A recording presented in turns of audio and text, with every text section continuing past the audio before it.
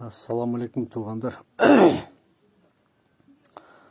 Зеріккендер барсыңар ба?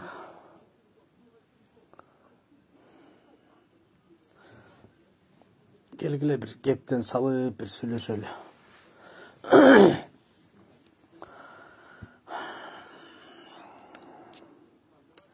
Зеріккендер кирип қалсыңар, сразу бөліш қойғыла. Башқалар да көрсін, ұқсын да. Әрбір адам өзін ойын айтқан құқығы бар да. Ойыңызды айтып отыралы.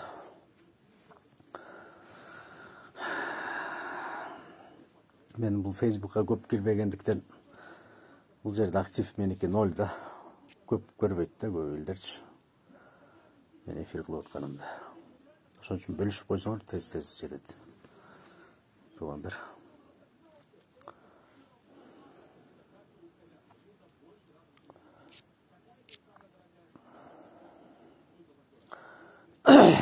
Бөлүшүп коюңуздар туғандар. Бір кептен салып сүйлөшүп олтуралы.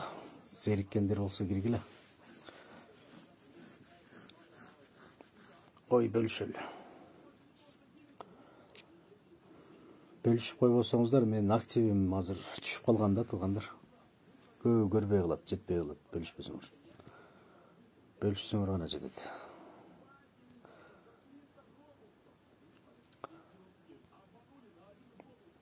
Assalamu alaikum, Zakir. Wa alaikum salam.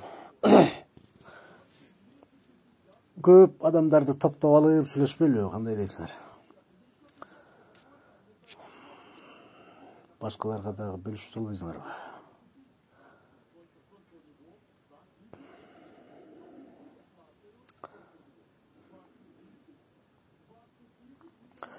Азыркы учурда болуп аткан нааразычылыктар жөнүндө бир тема кылалы. Наразы болуп атпайбы элдер? Бирөө дүрбөсө баары кошо дүрбөп. Биздин максат ажообузду колдоо. Биз колдоп атабыз да. Башынан ошол ажообузду колдоп келдик да туғандар. Эми биздин максат элди дүрбөтпөө да, негизи. Биз башыбызды сайып 2 жылдан бери тынбай колдоп келатабыз. Ошон үчүн ажообузду колдогондон кийин туғандар, ажообуздун саясатындагы колдошубуз керек. Туурабы? Ажообуздун кылып аткан иштерин биз отдел кадр болбошубуз керек деп ойлойм.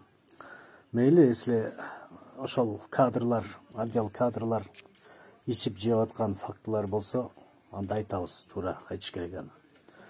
Бирок андай факты жок болсо, жөн эле кетсин дебеш керек биз деп ойлойм да. Тем более аябай важный кадрларга биз тумшукту тыкпашыбыз керек деп ойлойм. Бул менин жеке оюм да туғандар. Ошо жеке оюм менен бөлүшүп коеюн дедим силер менен туғандар. Кирип, лайктан басып, поделиться кылып коюңуздар. Балким кээ бириңиздер баягы эмнеден ойлооруңарды билбей, силер дагы нааразы болуп аткандырсыңар да. Мен нааразымын, бул болбойт, тиги болбойт депчи.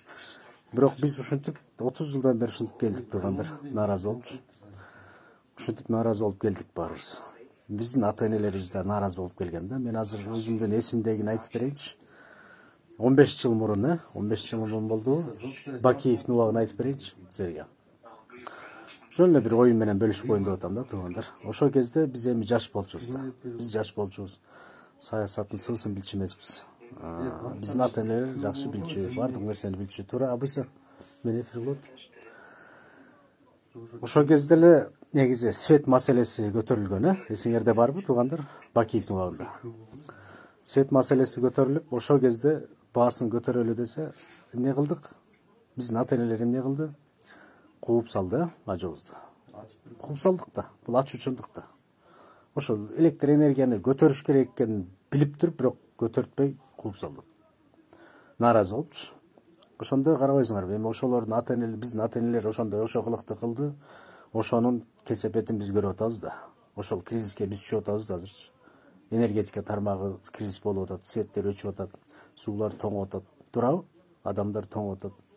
Ошол биздин ата-энелерибиздин косяктары үчүн да. Неге салым кошкусу келбейт? Ата-энелер эмнеге салым кошпой келген биз үчүн, например? Мына биз азыр ошо келечекте жашап атабыз. Неге ошол кезде эле кой деп кыргыз эли биригип, биздин ата энелер ошол кезде эле ынтымакка келип баары тең бир муштумга түйүлүп Кыргызстаныбызды бутка тургузалы деп, например, могу Кореядай, например. Мына Южный Корея дал ошондой кылган. Мамлекетти жок болуп кетейин деп атканда, булар биригип, бир муштумга түйүлүп, ар бир жаран сөйкөсүн, шакегин, үйүндө болгон байлыктарын бюджетке салып, бюджеттин кармап калышкан да. Кармап калышы өздөрү 40 жыл деп мигрант болушкан эмеге, Японияга барып. Ошентип мамлекеттин көтөрүп кетишкен. А неге биздин ата энелер ошондой кылган эмес убагында? Эмнеге нааразы боло беришкен?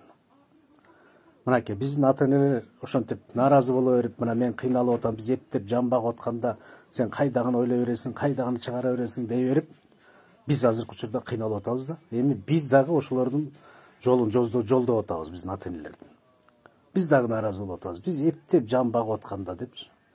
Биз эптеп жан багып атканда дей берсек, биз эптеп жан бага беребиз, если биз чечпесек бул проблемаларды. Бул көйгөйлөрдү чечпесек, экономика маселесин чечпесек, биз эч качан бул көйгөйдөн чыга албайбыз. Биз өмүр бою поколение болуп кете берет булчу. Биз кыйналсак, биздин балдарыбыз эле кыйнала берет, если биз азыр биз эсибизге келип, башыбызды мындай мээбизди кичине ойлондуруп, келечекти ойлоп, азыр биз ойлонуп салымды кошо баштасак, келечектеги балдарыбыз Кудай билсе кыйналбай, эптеп жанын бакпай, жашынакай окуп, чокуп, өзүнүн мамлекетине кызмат кылып, өнүккөн мамлекетте жашап калат. Туурабы? Мен бир нерсе сүйлөсөм, меникин жактырбайсыңар да. Албетте ким жактырбайт менин сүйлөгөн сөзүмдү? Саясат кыла бергендер жактырбайт. Өздөрүн саясатчы сезип алгандар жактырбайт. Мени бир тупой көрүшөт да, анча-мынчаларчы. Саясатты түшүнбөйт депчи. Билбейм, мен түшүнгөндөй, наоборот, көбүңөр түшүнбөйт окшойсуңар саясат. Саясат деген нерсе бирөөнүн кызыкчылыгы үчүн болбош керек. Саясат мамлекеттин кызыкчылыгы үчүн болуш керек. Мамлекеттин келечеги үчүн болуш керек да, туурабы саясат? Же дагы эле ошол 30 жылдагы системадан чыкпай, мен жесем болду, мен урдасам болду деген системада жашай берелиби? Мен бийликке келсем болду деген системада жашайлыбы? Ошондо бир кайда бир уч топ, бир байлардын эле кыялдар ишке ашып келе бериш керекпи ошондо, туугандар? Өзүңөр ойлонбойсуңарбы? Биз качан бутка турабыз? Качан могу туңгуюктан чыгабыз? Качан биз салым кошкондо, туугандар, муну билебиз баарыбыз, прекрасно билебиз. Биз салым кошпосок, мамлекет өнүкпөйт. Аны билесиңер. Бюджет ошол элдин налогунан турат негизи. 80%, 80-90% почти элдин налогунан турат. Ошол налогтон бюджет кармалып турат. Налог болбосо бюджет кармалбайт. Ошону ойлонуш керек да, туугандар, ойлонуш керек да жакшылап, терең. Нааразы боло бербейчи. Айтпайын дейм, аралашпайын дейм, бирок баары бир аргасыз болот экенсиң да аралашкангачы. Кокуй тиге жаман көрүнүп калбайм, буга жаман көрүнүп калбайм деп отура берсем деле жарашмак магачы. Бирок мен өзүмдүн оюмду айткан укугум бар, мен айтам. Кимге жаман көрүнбөсөм деле мага баары бир. Ким жаман көрбөсүн? Чын жүрөктөн баары бир. Главный терең ойлонгон, калыстыкты сүйгөн адам менин сөзүмдү угуп түшүнөт. Качанка чейин ушинтип жүрүшүбүз керекпиз? Качан биздин келечектеги акыл эстүү балдарыбыз акыл токтотуп, ошондо гана өнүгөлү. Ага чейин биз банкруттун эң төмөнкү деңгээли менен жүрө берелиби дагы эле? Свет маселеси, налогтор маселеси, суу болобу, эмне болбосун, баардык нерсе көтөрүлүш керек. Замандын талабына жараша, туугандар. Заманда баардык нерсе көтөрүлүп атат, инфляция болуп атат. Баары кымбаттап атат. Эмнеге свет кымбаттабаш керек? Эмнеге налог көтөрүлбөш керек деген ой жаралат. Неге? Бул мыйзамдуу көрүнүш, туугандар, мыйзамдуу көрүнүш. Айлыгын көтөрүлүп атат, пенсия пособие көтөрүлүп атат, баардык нерсе көтөрүлүп атат, продукты көтөрүлүп атат. Ошого жараша налог дагы, свет дагы, сууну болобу, эмненики болбосун, бүт коммунальный услугалардын баары көтөрүлүш керек. Заманга жараша. Мен анча-мынчалар айтып атат. Акылбек Жапаровду колдогондор бар, анан колдоп атат деп мени деле илип кетип атышат окшойт да. Мен Акылбек Жапаровдун өзүн колдобойм, мен ажоомду колдойм. Камчыбек Кыдыршаевич менен Садыр Жапаров экөөнү колдойм мен, чын жүрөктөн колдойм. До конца деп башымды сайгам. Мен ошол эки адамга койдум баардык нерсени. Баардык кадр маселеси болобу, эмне болбосун, мен ошолорго койдум. Болду. Мен отдел кадр эмесмин. Балки мен акылдуу кооз сүйлөп коюшум мүмкүнмүн, бирок мен алардай иш алып бара албайм мен. Медералиев деле, например, айталы мына Медералиев акылдуу, окуган, чокуган, илимдүү, билимдүү инсан. Укмуш, ой жүгүртүүсү укмуш. Бирок министрликти тарта албайм деп өз оозу менен айткан. Мен тарта албайм ал жакты. Иштете албайм деп өзү айткан. Алып кете албайм деп. Ал жерге ошондой баягы көнгөн, ошол жерди тартып кеткен адам, билген адам гана тартат. Аны жөн эле тартып кете бербейт. Оккан, чоккан болсо эле тартып кете бербейт. Ал тармакта Акылбек Жапаровдун ордун бирөө тартыш үчүн Акылбек Жапаровдун жанында 1-2 жыл, 3 жыл жүрүш керек. Таңш алып. Көнүш керек. Башка мамлекеттер менен таанышыш керек. Анан гана тарта алат ал маселе. Жөн эле мен илим алдым эле, илимим бар, окугам, чоккам, мен укмушмун деген адам келип тарта албайт аякта. Ошо таңш алган үчүн ошол адамды кайра кийинки президенттер келип эле кайра ошол адамды иштетип атканы, бул деген сөз, бул адам баш иштейт. Бул адам экономиканы көтөрө алат. Туңгуюктан чыгара алат деген сөз бул. Мен анын ордуна башка бир кадрды байкап көрүп жүргөн болсом, балким мен дагы башкаларга кошулуп кетсин дейт белем, балким. Ким билет? Мен билем, что анын ордуна татыктуу адам жок азыркы учурда.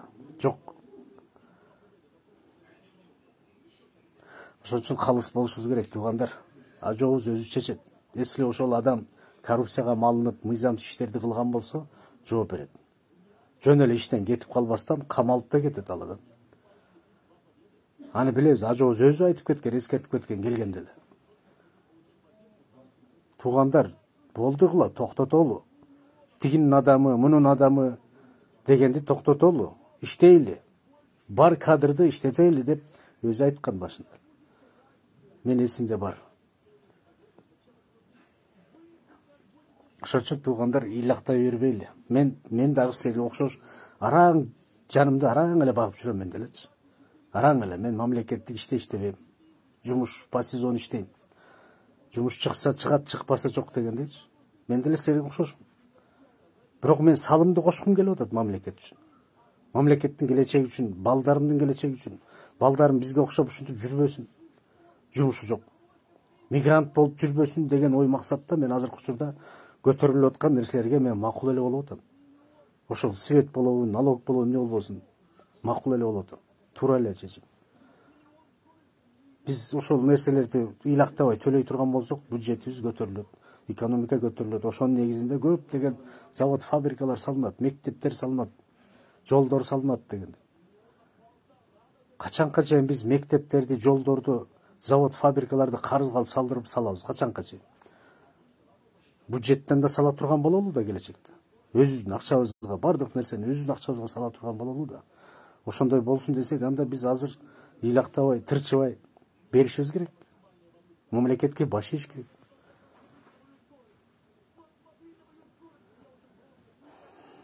Ошол 15 жыл мурун эле биздин ата-энелерибиз нааразы болбой, ыйлактабай, президентибизди куубай ошол кезде төлөгөндө президент менен светти 1 сомдон. Мондай кризис болбойт эле азыр. Азыркы учурдагыдай. Балким жаңы гез салынып калат беле. Экинчи гез менен да иштеп аткан болот беле электричество. Кайдан билесиңер? Балким азыр биз обогревательдер менен, тендер менен, бир кнопка менен эле үй жылыткан болуп калмакпыз, кайдан билебиз? Ошондой даражада болмокпуз. Азыр көмүр алыш керек эле, анан тигиш керек эле дебейт элек балким. Ошол кезде ыйлактабагандачы. Анан биз ошол ата-энелерибиздин каталарын кайра эле улантып атабыз. Кайра эле биз да нааразы болуп, мына биздин ата-энелер деле нааразы болгон, бийликке ишенбей деп келген, ишенбей деп. Эми азыркы учурда ишенсе болот да турабы? Ажообуз мына эл деп ажообуз келди го, элдин ажообуз келди го. Эл өзү алып келип отургуздук го. Буга чейин эл шайлады беле? Жок, эл шайлаган эмес. Буга чейин өздөрү эле бирдеме бир балекет кылып жасап, мутит этип алып келип отурушчу. Өздөрүнүн эле адамдар. Эми өмүрүндө биз биринчи жолу өзүбүз шайлап алып келдик. Жакшы адамды, таза адам, ишпеген, жебегендичи. Бирок ошондо да ишенбей отурабыз. Айланайын ошо карап атат да, ким туура эмес иштесе, жеп аткан болсо иштен кетип атат, мына камалып атат, жооп берип атат. Ошон үчүн ажообузду колдодук, болду, колдой берели анда. До конца элечи. Ажообуз өзү чечсин, кадр маселесин өзү чечсин. Если кадрды тапса ордуна, алып келсин. башка кадрды. Таппаса ошону иштетет. Коррупцияга малынып, элге каршы бир неме кылып атабы? Жок, элге каршы эчтеке кылган жок. Акылбек Жапаров азыркы учурда мамлекетти ойлоп атат, азыркы учурда. Мамлекеттин келечегин ойлоп атат. Батыраак кризистен чыгалы, экономиканы көтөрөлү деп атат. Заманга жараштуу бололу, экономикабыз заманга жараша болсун деп атат. Илгери Акаевдин убагында бюджет, например, 1 миллиард болсо, 1 миллиард. Андан Бакиевдин учурунда 2 миллиард болду, заманга жараша. Акаевдин учурунда 4 миллиард болду дегендей. Сооронбайдын ордуна 5 миллиард. Ошентип заманга жараша жылдан жылга бюджеттер көтөрүлүп туруш керек. Өйдө көтөрүлүп туруш керек. Же Акаевдин убагындагы эле баягы 1 миллиардпыз, значит 1 миллиард болду туруш керек деген сөз эмес да бул. Биз ошондой эле сыяктуу болуп атабыз да, 1 миллиард жетет, илгери, например, Акаевдин убагында 1 миллиард бюджетибиз жеткен, болду, ошо менен эле жашай бериш керек деген эмес да, туурабы? Жылдар өткөн сайын бюджет да көтөрүлүп туруш керек. А бюджет эмненин негизинде көтөрүлөт? Налогдун негизинде. Ошого макул болушубуз керек. Терең ойлонгон адамдар ойлонуп эле отурат жашынакай элечи.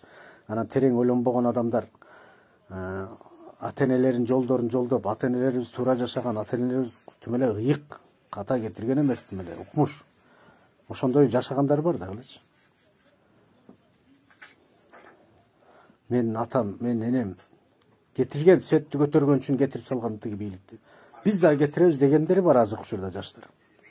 Мен анткени бүт соц тармактарда жүрөм, кыдырып. Ким эмне деп жазып атат, комментарийлерди окуп жүрөм. Ошол жакта ошону жазгандар бар. Биз Бакиевди биздин ата-энелер кетирген, светти көтөргөн үчүн. Биз да кетиребиз дегендер бар. Митингге чыгабыз дегендер бар. Көрдүңөрбү мынакей? Тарбия. Үлгү. Кандай үлгү берип атат?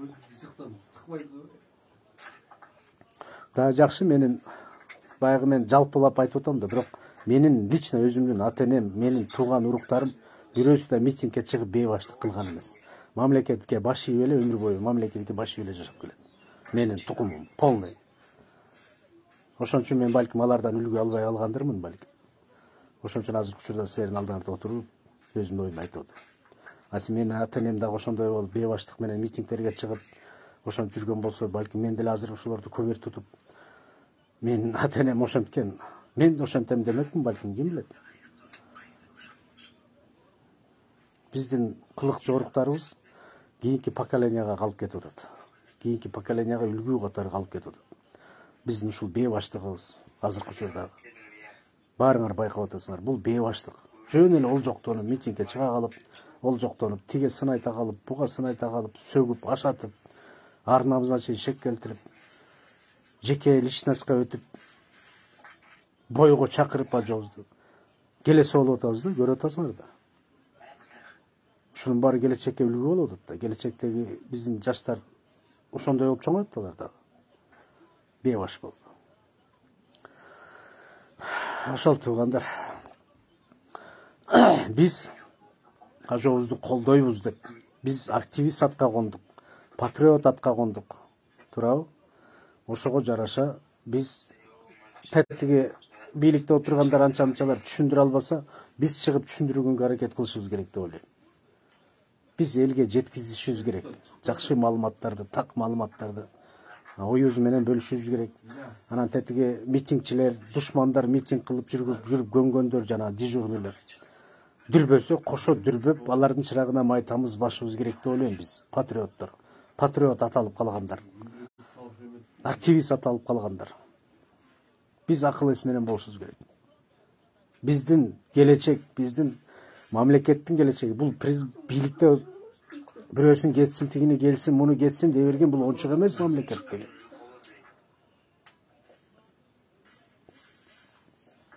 Кимдир бирөөлөргө ончук болуп атат, бул оюн болуп атат. Ойноп атышат. Чычканга кыйын болсо, мышыкка оюн болот дегендей мына ушундай эле болуп атат азыр. Мамлекет кыйналып иштеп атат, күн түн дебей жанын аябай иштеп атат. Бир карасаң тиякта жүрөт, бир карасаң биякта жүрөт. Уйкуга да убактылары жок, тытынып жүрөт, иштеп аракет кылып атат. А биз биякта ойноп атабыз, мазактап атабыз, шылдыңдап атабыз. Oyun кылып болдук да. Ла тралала болуп болдук. Каяка кирбесең эле комментарияларда отурат, бири-бири менен кырылып аткан, бири-бирин кетсин деп аткан, тикил келсин деп аткан. Түшүнбөйсүң эле. Анда кайсы арыңарга патриот аталдыңар анда, кайсы арыңарга активист аталдыңар анда деген суроо жагылат. Өз ою бар адам өз оюн айтат.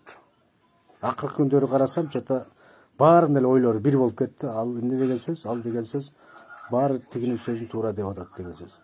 Ээрчип кетип атат деген сөз, ээрчиме деген сөз. Менин сөзүм жакпайт экенин билем. Акылбек Жапаровка 100% десем дагы адашпайм, баары каршы. Бирок ошого карабастан мен ачуу чындыкты айтып атам. Акылбек Жапаровдун ишин айтып атам. Мен ал адамды тааныбайм, билбейм аны кимге, каяктан экенин да билбейм. Бирөөсү нарындык дейт, бирөө таластык дейт, бирөө жалал абадтык дейт, түшүнбөйсүң ким каякта болот. Тааныбайм ал адамды. Бирок көрүп атам, иштеп атканын көрүп атам. Аракет кылып атканын көрүп атам. Өз билимдик кылбайт экенин дагы билип атам. Булар баары бир эмеде кеңеш окат кылат да тура. Бир WhatsApp'та эле отуруп сүйлөшөт да бири-бирине. Момдай кылалы, эмо кризистен чыгыш үчүн момдай жолдорго баралы. Свет энергетика жагындагы кризистен чыгалы десек, 1 сомго көтөрүшүш керек экен.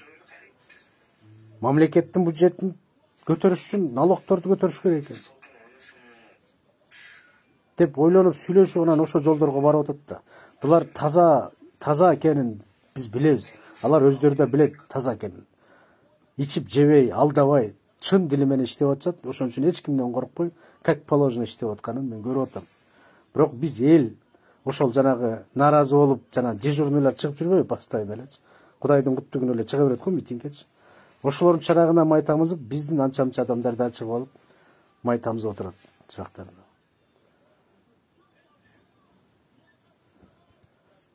Такыр түшүнбөй койдум. Саясатыңар билбейм кандай саясат болуп атат, эмне саясат болуп атат. Саясат деген ушул экен да көрсөчү. Ар ким адамдын оюна ар кандай нерсе келе берет экен да.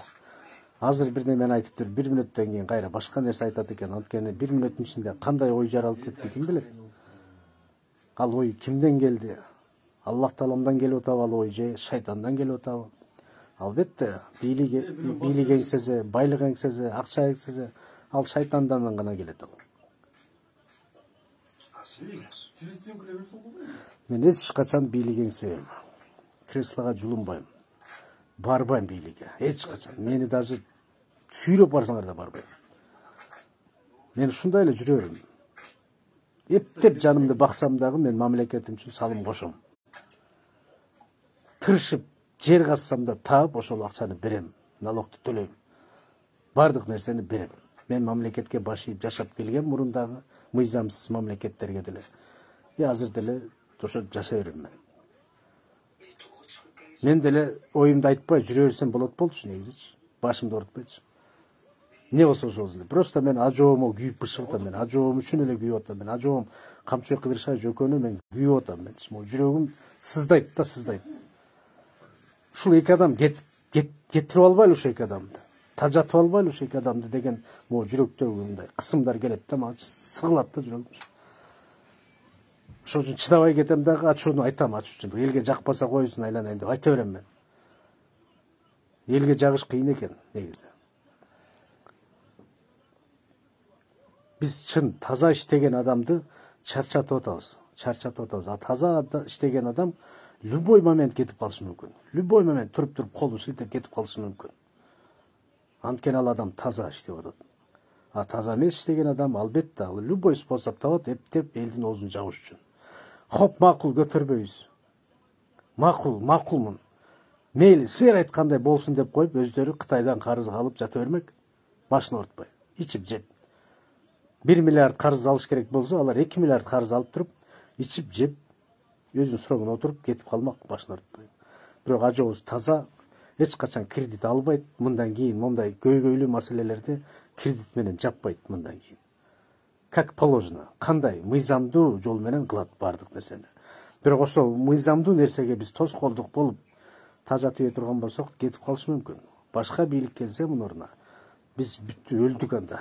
Жокпуз анда. Мамлекет катары жок болосуз. Айтты ғой деп эле. Сезип турам мен ошончу. Мен ажоомду чын жүрөк менен колдойм. Чын жүрөк менен. Мен колдогондо билбейм кимдер колдойт, бирок мен чын жүрөк менен колдойм. Кээ бирлер ажоом үчүн деп атат. Бирок силер ажоом үчүн деп коюп, бирок ажоого силер тоскоолдук жаратып атасың. Акылбек Жапаровду кетсин деп. Анткени азыркы учурда мамлекеттик иштердин баарын ошол Акылбек Жапаров кылып атат десеңер болот. Ошо ажообуздун буйругу менен ажообузду уят кылбай ошо Акылбек Жапаров иштеп атат азыркы учурда. Башка жолу жок. Налогтун башка жолу жок бюджетти көтөрүүгө. Ооба, мурунку жанагы арамзада бийликтер алар башка жолун тапчу, карыз менен. Только карыз менен. 2 миллиард карыз алып келип туруп бюджетке салып коюп, мына 2 миллиардка өстү бюджетибизде. Главное, мага тиешпегиле айланайын эл журт. Светиңерди арзан кылып берем, ооба, налогуңарды арзан кылам. Баарын сонун кылып берем силер үчүн. Только мага тийбечи, мен 5 жыл сурогунда отуруп алайынчы, кетейинчи. Деп келген мурунку бийликтегилер.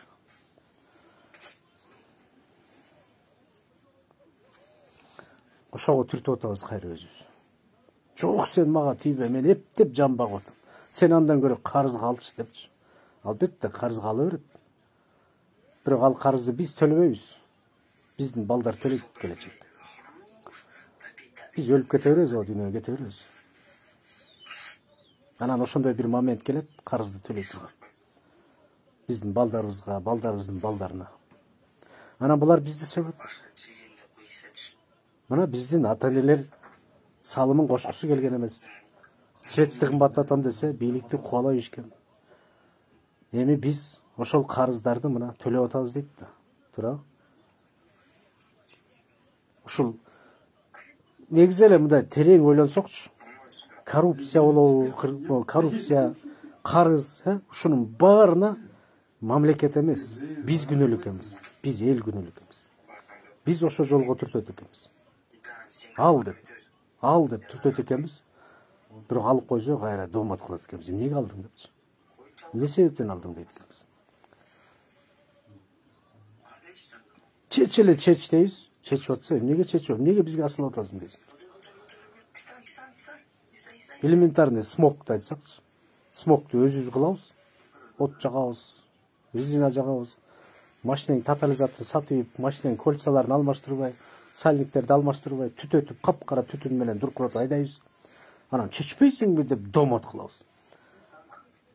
Анан ошол шереңкени колуңан алып, жакпа болду деп алып атса, ыйлактайсың. Эмне алып атасың?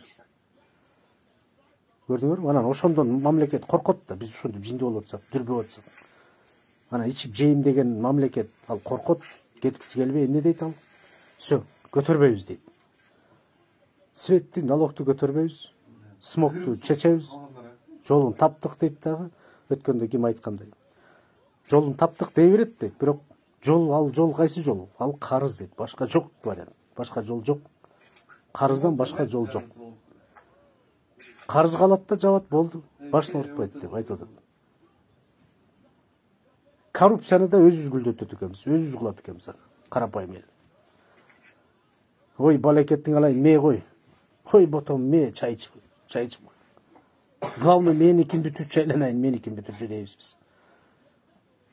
Даже мындай очередке турган жерлерге барып көргүлөчү.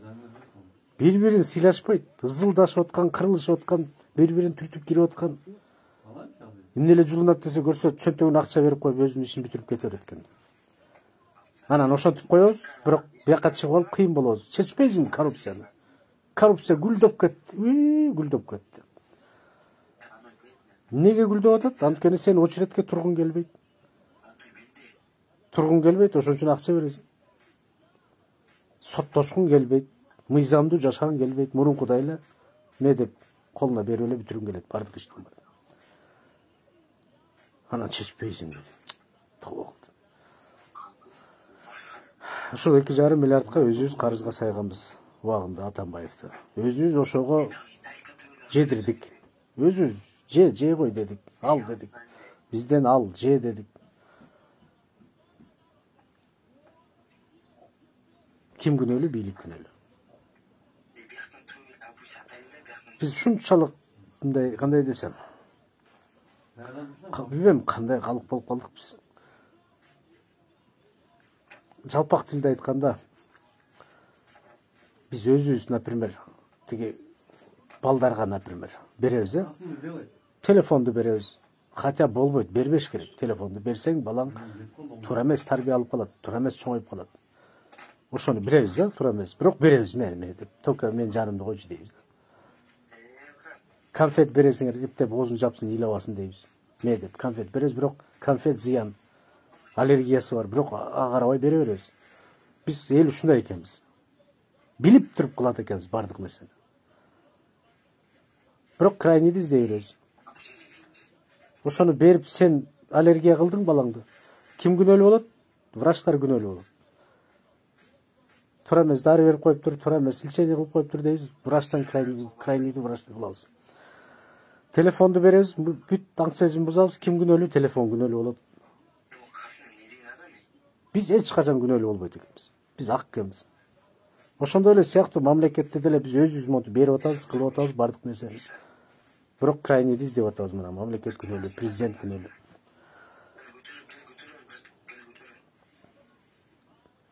Такыр мындай ойлонгубуз келбейт экен да, мындай. Вообще ойлонгубуз келбейт экен. Эптеп сага выгодно болсо эле болду экен, урдура берет экенсиң. Эми Акылбек Жапаровду кетирип, эмне пайда таптың деген суроо жаралат. Эмне пайда табасыңар, например? Кетирдиң Акылбек Жапаровду. Гүлдөп кетебизби? Өсүп кетебизби? Укмуш болуп кетебизби? Карыздан кутулуп кетебиз? Светтер арзандап кетет, эле свет, энергетика система бүт кризистен чыгып кетебиз. Ошондой болобу? Эмне болот? Хуже болот, туугандар, хуже туңгуйга тыгылабыз. Хуже болот. Башка кадр келип, мейли илимдүү болсун, мейли билимдүү болсун.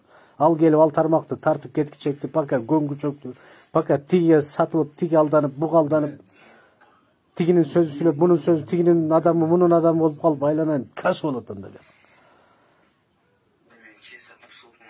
Кайдан билесиң таза адам ошол жерге келерин, кайдан билесиң?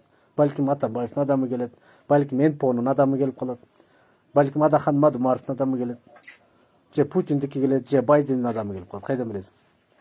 Чекесине жазылбай эле да, мен Путиндин же Байдендин же Адахандын адамымын деп жазылбай эле да. Келип отуруп алат былтыйып. Кылыктын баарын кылат анан ошондо. Азыркы учурда Курчокто тургандан кийин ушуну иштете берели да. Эмне кылабыз кетирип? Ажообуз айтпады, мен Курчокто турат, билем мен былыктарын. Ошо Курчокто Акылбек Жапаров дагы ошо Курчокто экенин билип туруп иштеп берип атат, аракет кылып, сөз берип, мына момчага көтөрөм деп сөз берип көтөрүп атат да.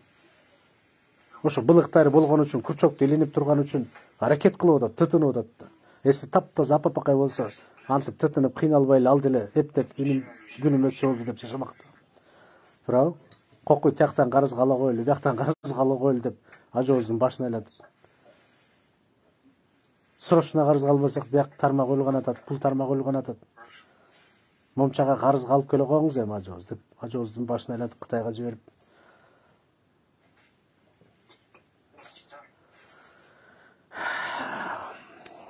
Ошол туугандар, ушулса акыл эс менен бололчу, акыл эс менен бололу. Токтотолу болду, чоюктогонду токтотолу. Мамлекет биздики туугандар, мамлекетибиз биздики. Башка эч кимдики эмес. Бизге керек мамлекет. Байларга керек жок, бизге карапайым элге керек. Байларга наплевать туугандар. Байлар в любом случае бир дело коснется, качып кетет. Башка өлкөлөргө кетип калат. А биз калабыз туугандар, ушул эле жерибизде калабыз. Ушул жерибиз менен кошо башка жерге автономный болобуз, анан кул болобуз өмүр бою. Кул болобуз, бирөөнүн курсагын тойгузуп иштейбиз, эшекчи иштейбиз. Сен ал кезде уже сен претензияңды айта албай каласың, митингге чыга албай каласың. Болду, сен калдың кул бойдон.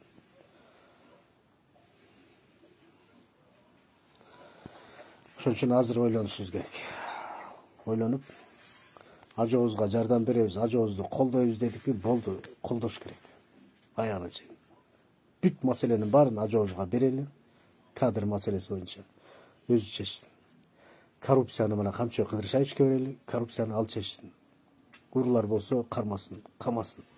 Болду. Биз аралашпайлы. Биздин максат колдоо. Только колдоо болду. Кантип колдойбуз биз? Биз ушул ажыбыздын кылып аткан иштерин чыгарып, Facebookка салып, TikTokко болобу, Instagramга болобу, ошо жаңылыктарын эле салып элге жеткизип туралы болду. Анан постторду жазып туралы, оюбузду айтып туралы. Каршы чыгып чоюктоп жинде болуп аткандарга кичине түшүндүрөлү, момундай, кой, антпейли, болду. Качанка чейин ата-энелердин каталарын кайра кайтала беребиз, качанка чейин. Ошол туугандар, менен жаман көрбөгүлө. Кирип алып эле бирдемелерди айтып атат, бирдемелерди деп атат депчи. Түшүнгөн адам түшүнөт. Түшүнбөгөн адам албетте түшүнбөйт. Текебер адам түшүнбөйт. Текебер адам даже укпайт мени. Ал чыгып кетет, бул сүйлөп атыптыр дейт. Ошон үчүн келгиле, активист аталгандар, патриот аталгандар. Биз ажообуздун жакшы иштерин эле чыгара берели, болду. Тетиги душмандар дүрбөсө кошо дүрбөп чырагдан айтабыз. Ошол мейлиңиздер туугандар. Ассаламу алейкум баарыңыздарга. Аман болгула, бар болгула. Акыл эс менен бололу. Кыйналсак да, сыкталсак дагы азыр колго алалы. Азыр мамлекетибизди колго алып, бюджетибизге салымды кошуп, эртерээк өнүгөйлү туугандар. Эртерээк бутка туралы, эртерээк независим бололу, миграцияны токтотолу, завод, фабрикалар салынсын. Ошонун баары бюджетке келип такалат туугандар. Эң негизги бюджет. Бюджет бизге муктаж. Биз эл төлөсөк, ошондо бюджет болот.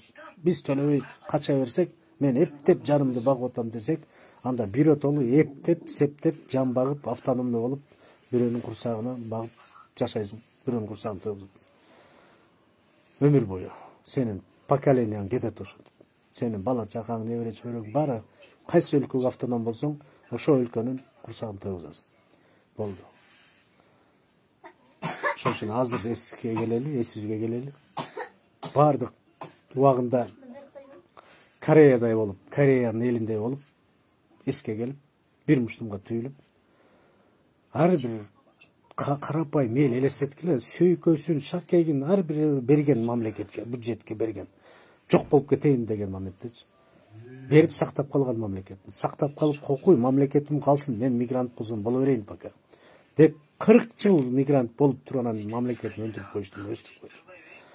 Биз ыйлактап эле атабыз, качан бересиң мага, качан бересиң деп эле отурабыз доомат кылып. Мага бер, мен өлүп атам дейсиңер. Биротолу өлөсүңөр анда, биротолу жок болуп өлөсүңөр ошондо. Хотя бы физически өлбөсөң дагы морально өлөсүң. Морально өмүр бою. Дуур тукумуңан бери өлөсүң морально. Сен морально уже уничтоженный человек болосуң. Сен уже никак, сени даже адам катары көрбөй калат. Морально униженный человек болосуң. Кызмат кыласың сен башка өлкөгө. Азыркы учурда өзүбүздүн келечектеги балдарыбыз үчүн кызмат кылалы азыр. Салым кошолу. Картайып, абышка чал болуп, кемпир болуп калганда биздин балдарыбыз жашнакай өлкө мамлекетте жашап калсын. Биз ошолордун жыргалын көрөлү. Же балдарыбызда мигрант болуп, мен баягы салдым апаны көрдүңөр. Баласы айласыздан мигрант болуп кетти, үйү жок болгондуктан кетип, энесин кар үйгө таштап коюп кетип калыптыр, көрдүңөрбү? Энеси ыйлап отурат. Же силер дагы келечекте ошентип менин балдарым да кыйналсын деп атасыңарбы? Мен азыр эптеп жаным багып атам, мага тийбе деп. Биз азыр мага тийбе дебей, наоборот, салым кошсок, балдарыбыз келечекте кетпейт мигрант болуп. Калат өлкөбүздө. Бюджетибизди көтөрүп алсак, биздин колубузда бюджетти көтөрүш. Акылбек Жапаровдун колунда эмес, президенттин колунда эмес, биздин колдо, карапайым элдин колунда. Ошону азыр биз кылалы, балдарыбыз уштап келечекте жашнакай жашап, биз ошолордун убайын көрүп, жыргалын көрүп жашайлы. Небере чөйрөлөрдү жыттап, ошолордун жыргалын көрөлү. Убакыт учкан куш туугандар, бат эле өтүп кетет. Убакыт. Мына мен көчө эле 30 жашта болчумун. Азыр 37-ге чыгып кеттим. Эртең көзүмдү ачсам 50-ге чыгам. Дагы эле отура алышым деп чоюктоп, эркилеп. Ошо туугандар, мейлиңиздер. Ассаламу алейкум, бар болуңула, аман болуңула.